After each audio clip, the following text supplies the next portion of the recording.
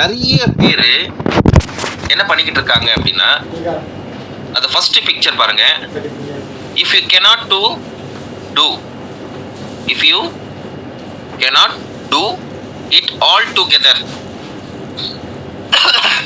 அதனால அது என்ன அப்படின்னா, ஒரே நேரத்துல நம்மளால எல்லாத்தையும் என்ன பண்ண முடியாது, இழுக்க முடியாது. அந்த பிக்சர் வந்து என்ன அப்படின்னா, ஒரே நேரத்துல நம்மளால ஃபுல் வெயிட்டை இழுக்க முடியாது அப்படிங்கிறது கொடுத்துருக்காங்க. அதே மாதிரிதான் நம்ம வாழ்க்கையில இருக்கக்கூடிய நிறைய விஷயங்களை வந்து நம்ம என்ன பண்ணிட்டு இருக்கோம்னா, ஒரு மூட்டை மாதிரி கட்டிக்கிட்டு அதை இழுத்துக்கிட்டே பின்னாடி நகர்ந்துக்கிட்டே இருக்கோம்.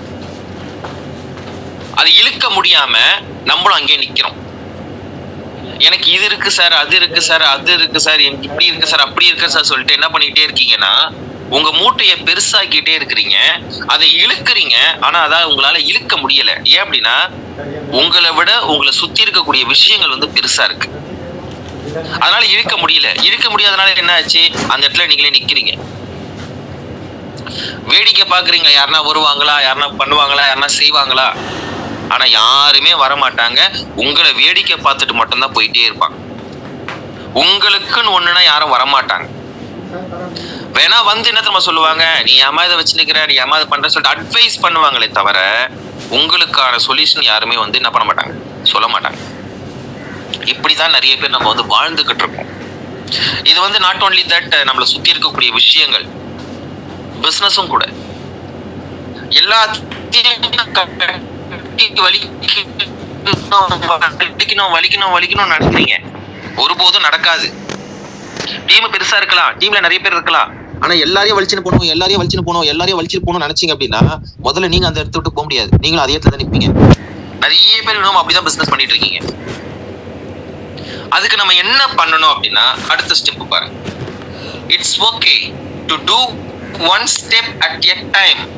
ஃபர்ஸ்ட் ஒரு ஸ்டெப் எடுத்து வைங்க. ஃபார் எக்ஸாம்பிள், இப்போ டைமண்ட் ஷோகேஸ், ஓகேங்களா? இன்னைக்கு டைமண்ட் ஷோகேஸ் வந்து அடுத்த மாசம் 10ஆம் தேதி வைக்கிறாங்க. உடனே நம்ம மைண்டுக்குள்ள என்ன போவோம், இவங்களை டைமண்ட் முடிச்சிடலாம், அவங்களை டைமண்ட் முடிச்சிடலாம், இந்த ஒரு டைமண்ட், நான் ஒரு 10 டைமண்ட் கொடுக்குறேன், நான் ஒரு 5 டைமண்ட் கொடுக்குறேன், நான் ஒரு 15 டைமண்ட் கொடுக்குறேன். சூப்பரான விஷயம் தான், நான் இல்லைன்னா சொல்லலை.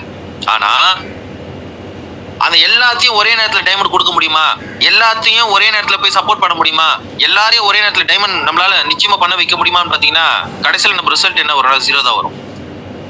ஸோ அதுக்கு என்ன பண்ணணும், யார் யாருக்கிட்ட பாயிண்ட்ஸ் இருக்கு, யார் சீக்கிரமா டைமண்ட் முடிக்கிறதுக்கான பவரை யாரு வச்சிருக்கா, ஃபர்ஸ்ட் அதை செலக்ட் பண்ணுங்க. அந்த செலக்ட்ல ஒரு நபரா என்ன பண்ணுங்க, சூஸ் பண்ணி அவங்க கிட்ட சப்போர்ட் பண்ணி ஒரு நபரா நீங்க முடிக்க வச்சீங்கன்னா, டெஃபினட்டா உங்களால 10 டைமண்ட்ஸ் உங்களால கிரியேட் பண்ண முடியும்.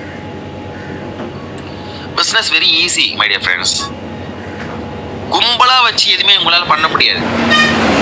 கரெக்டா பீப்புளை சூஸ் பண்ணுங்க. அதாவது பிசினஸ்ல நிறைய பேர் வரலாம், ஆனா நமக்கான லீடர் சில பேர் தான் வருவாங்க. அந்த சில பேரை ஒவ்வொருத்தரை நீங்க தூக்கிட்டு மேல போயிட்டே இருங்க, அவன் ஒரு 10 பேரை கூப்பிட்டு வருவான். அது உங்களுக்கு பிசினஸ் ஈஸி.